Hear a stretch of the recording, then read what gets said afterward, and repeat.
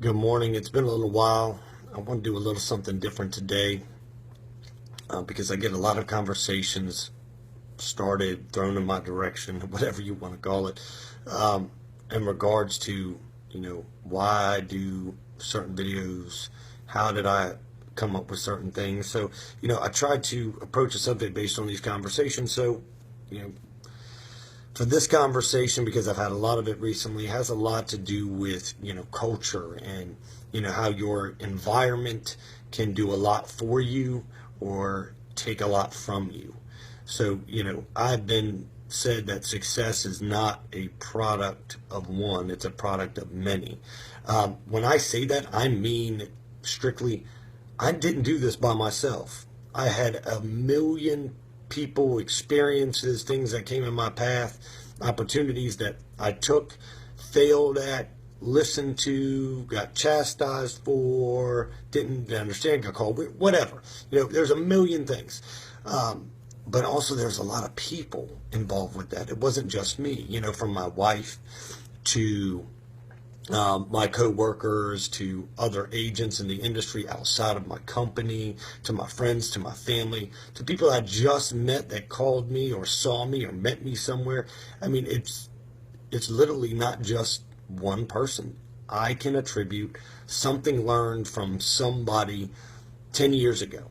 So, with that being said, environment plays a huge part. So, you're putting yourself in the right place helps you tremendously in gaining ground on your goals and becoming successful. Again, success is your version of success, your goals and obtaining them, and then growing as a person. I don't think it is the millions, the billions, that is a goal, but that's not for everybody. In this case, what I'm talking about is a strict, you know, understanding that your environment can influence how quick, how slow, whether you grow or whether you don't grow, whether you obtain your goal or whether you don't. I say, I can rattle off a million names that affected me and helped me in my life, from friends and family members. But, my environment, the thing that I spend the most time in, my work environment, where I choose to do most of my work, plays a huge part in that as well. So, for instance, in my office, what we do as an example is we like to create a family culture. Now, again, that started from learning experiences, from watching, what I liked or what I thought would work with people and giving it a try. But it turned out to be a wonderful thing because we've created our own family within the family culture we wanted to provide. Again, it was good for the community and then good for us. But that doesn't mean that every office or every place that I go is always the same. In fact, most offices in any type of business, not just my business, tend to be, a lot of water cooler talk, still much like a high school, where people tend, and it's human nature to talk about stuff that really doesn't matter, that's not growing them or helping better the next person. And they don't even realize it, but they're distracting other people who may not even be involved with the conversation, but now, they're getting torn up, distracted, upset, by just hearing a rumor, or they're getting excited because, oh, they got the newest piece of information that now they can go spread with their group of friends. Again, all of it doesn't matter. It's irrelevant. It doesn't do anything for anybody. In fact, what it does is the latter. It's the negative that it causes. So, I look at some of it as human nature, some of it's our natural competitive spirit that we want to believe bigger and better of ourselves before we've even gotten there, which is kind of a fake it till you make it premise. But it works out to a certain degree for some people, but not for all. So what I like to keep in mind is that your environment can help you breed a positivity, a success, not only for you, but for others. So, with that being said, I say, my environment dictates me. Yeah, but I help dictate my own environment. I can look around and I can look outside of my office. It's been said a million times that I can shout out any agent in my office, whether they're brand new or whether they've been around a while, and they inspire me, no matter what their experience is, because they reteach me something that I already may have known, but I kind of forgot, or they teach me something new because we're in an ever-changing business arena. I mean, it's not stopping with the way the world is operating now. So, but then I look outside my company. Outside my company, I could be uplifted as well, you know. So again, my environment could be literally where I'm sitting right now, like I'm sitting in my office, or it could be outside in some conversations out in public. You know, I can sit back and I can call somebody like a Lee Barefoot, who maybe some of you know, don't know, but she's one of the realest people I know. She's a good friend, but she's a great agent, and she's not even with my company. You know, you've got somebody like Kyle Haas, same thing. Great guy, outgoing, changes his message every day, can teach you a lot about just being a real straightforward person. You know what? I tend to align myself with the real straightforward type people. So again, helping control my environment. You know, this video may feel long and drawn out, but I'm trying to draw it to a point.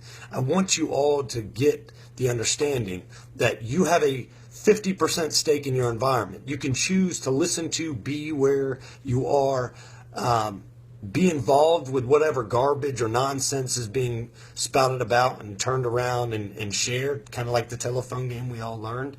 Or you could choose to separate yourself and then, you know, focus on the people that focus on you, which is the better way. And then also be inspired and look toward the people outside of you that would help dictate a good environment outside of your natural state, wherever you are. Make that environment what it is by putting yourself around people or watching and observing and being inspired by others. You know, don't have a sense of hatred because somebody does better than you. You know, become a friend, understand what they do, share. You know, there's a reciprocity in every relationship if it's the right relationship. The wrong relationship tends to end up being, you know, the one that one person gets taken advantage of more than the other. And that's, you know, that makes for a bad environment.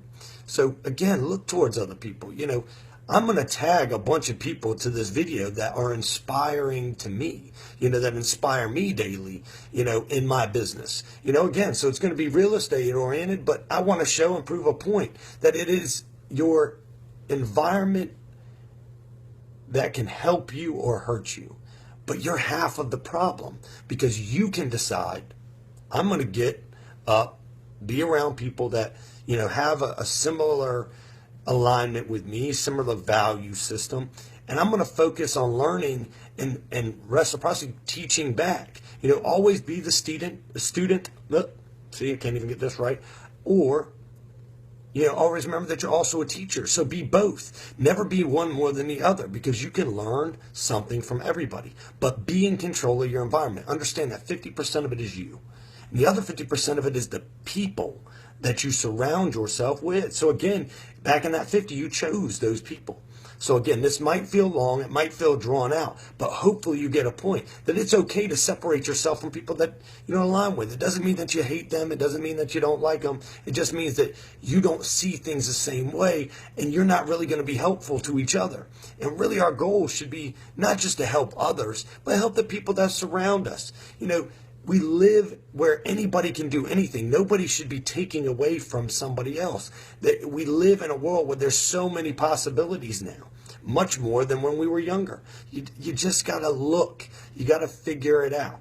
You know, you can't sit on your rear end and say, hey, you know, I can't do it because, you know, such and such is better than me. You know, I could say all day, you know, Dana Robbins has more energy than I do, is happier than I am. And I love Dana, and I love her spirit. You know, great agent. Again, many of you may know her, many of you may not know her. But these are great people, again, outside my office that I draw inspiration from, that keep me in check on my own stuff. You know, and that's cool with me because I'm not perfect. I'm not going to be perfect. But I'm going to make sure that I try to make my environment as perfect as I can make it, because it benefits me and everybody around me if I could do that. See, this is a change of mindset from a traditional mindset. So again, give it a try.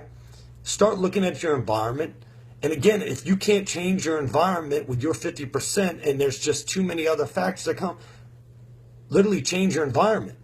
Don't take a job that's crappy, that you can't get along. You can't control the environment. You can only control what you ignore or don't ignore. Go to a different environment. Do something better for yourself and the other people around you. And again, it doesn't mean that that environment's bad that you're leaving. It just means it's not for you. It means it's not working for you, which means it's also not working for other people. So Give them a chance. Give others a chance. Give yourself a chance by starting to learn to teach to control your environments.